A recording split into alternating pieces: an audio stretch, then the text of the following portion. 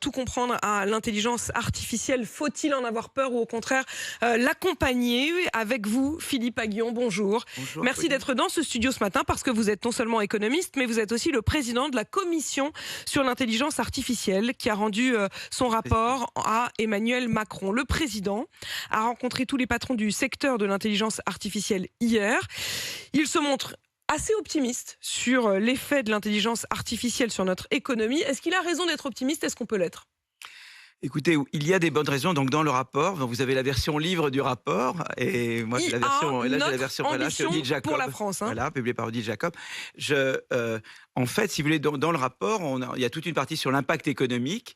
Et nous, on pense que l'intelligence artificielle a un potentiel de croissance parce que ça permet en particulier d'automatiser certaines tâches dans la production de biens et services, mais également ça automatise certaines tâches dans la production d'idées.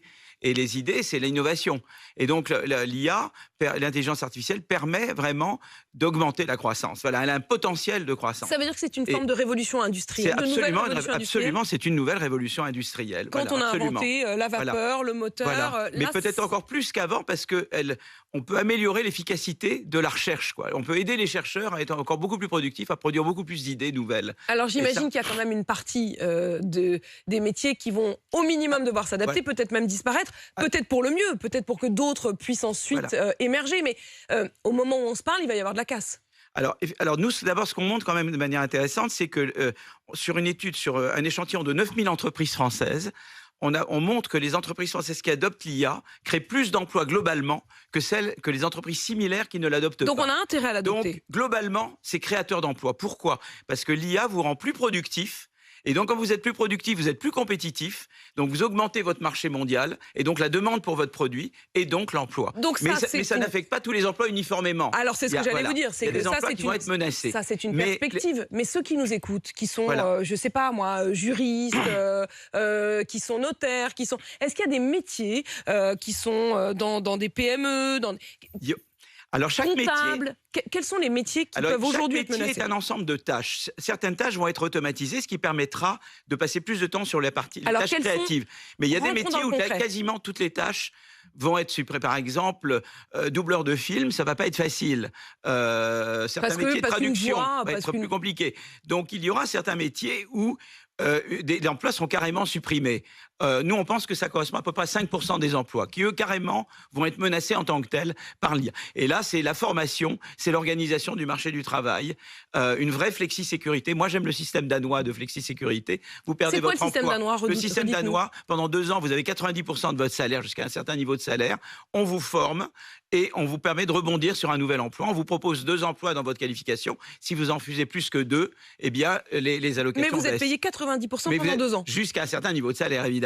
Voilà. Donc, c'est à la fois très généreux et en même temps, on vous pousse et on vous aide à trouver un nouvel emploi. À Je vous pense qu'il faudra reconvertir, une à organisation de réinventer. ce type. Pardon ? Quels sont ces 5%? Quand vous dites qu'il y a 5% qui vont être supprimés, vous avez parlé là, à l'instant, de tous les métiers de la traduction. Quels sont ensuite les métiers qui vont être transformés, qui vont devoir s'adapter? Je pense qu'un peu dans tous les domaines, même juristes, même il y a certaines choses qui sont un peu rébarbatives, qui sont faites que l'IA va faire, quoi.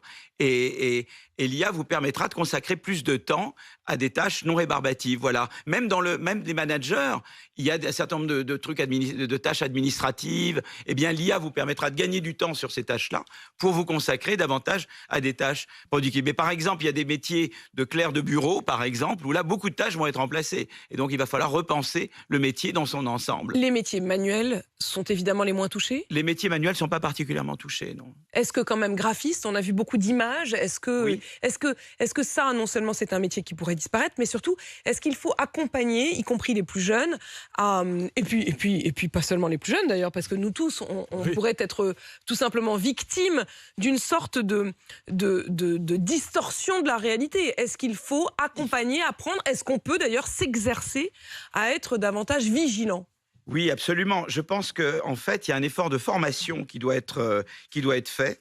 D'abord, les bons usages et les mauvais usages de l'IA. Ça, c'est très important. C'est quoi les mauvais usages de l'IA? L'IA pour, par exemple, je vous fais passer Apolline, je vous représente et je fais une Apolline virtuelle et je lui fais dire n'importe quoi, par exemple. Ça, c'est pas un bon usage de l'IA. Oui, on est bien d'accord, c'est un très mauvais usage de l'IA. Très mauvais usage de l'IA, voilà. Et donc, je pense que dès la petite école, il faut apprendre qu'est-ce que c'est qu'un bon et un mauvais usage de l'IA auprès du public. Nous, on est pour des cafés IA, des grands débats IA. Il faut apprendre comment utiliser l'IA correctement. Ça, c'est un problème. Ensuite, dans les formations spécialisées à l'université, droit et IA, chimie et IA, physique et IA, à chaque fois, l'IA joue un rôle différent. Et il faut intégrer dans chacun des programmes... En fait, il faut que ça rentre à l'université. Il faut que ça rentre à l'université, évidemment, de manière adaptée à chaque métier que l'on apprend à l'université. Et puis, il va falloir former des gens qui développent l'IA et des gens qui déploient l'IA dans l'ensemble des secteurs de l'économie. Donc, il y a un énorme effort de formation. C'est pour ça qu'on pense qu'il faut beaucoup investir. Beaucoup investir. 25 milliards sur 5 ans. Beaucoup investir. 25 milliards sur 5 ans, dites-vous. Est-ce que la France, aujourd'hui, met suffisamment le paquet ou est-ce qu'elle est à la traîne? Pour le moment, la France peut faire plus. Voilà, on avait mis, je sais quoi, 3 milliards mieux, sur 8 ans. Le prof dirait... Ah oui, non, et maintenant on doit passer à 5 x 5, le gouvernement. Je pense qu'il faut parce qu'il faut à la fois former, il faut développer des chercheurs en IA, il faut diffuser l'IA dans l'ensemble de l'économie, il faut développer une puissance de calcul. Pour faire tout ça, il faut un soutien public. Et c'est un bon investissement. Un soutien public, mais ça c'est à la française. Quand on regarde aux États-Unis que par exemple Microsoft développe donc 4 milliards, elle va développer 4 milliards en France mais aussi ailleurs, ça veut dire aussi que les entreprises privées, notamment américaines, qui ont cette ampleur-là, vont mettre le paquet. Absolument. Mais l'idée, c'est toujours d'amorcer. Vous savez, moi, je crois beaucoup, c'est comme les chemins de fer. Quand on a construit les chemins de fer en France, c'est un partenariat public-privé. L'État mettait, et puis les compagnies, et les frères Pereire et d'autres. Et ça a été un partenariat public-privé. Et ben, je pense que également dans l'IA, c'est un partenariat public-privé qui va nous permettre de... Merci Philippe Aghion. On entend votre enthousiasme. Vous vous dites qu'il y a des choses à faire. Voilà, investir et en même temps libéraliser, open source, les données libres, l'accès facile aux données de santé, par exemple. Parce que nous, on a une grande force en France. On a de très bons chercheurs et on a de très bonnes données, mais il faut aider les chercheurs à accéder aux données, parce que l'IA, c'est une puissance de calcul et des données, et il faut mettre en valeur les deux. Donc de la concurrence, de l'ouverture, et également une politique industrielle de l'IA. Merci beaucoup Philippe Aghion d'être venu nous expliquer tout ça dans ce studio. Votre rapport, il est effectivement publié chez Odile Jacob, ça s'appelle IA, intelligence artificielle, notre ambition pour la France.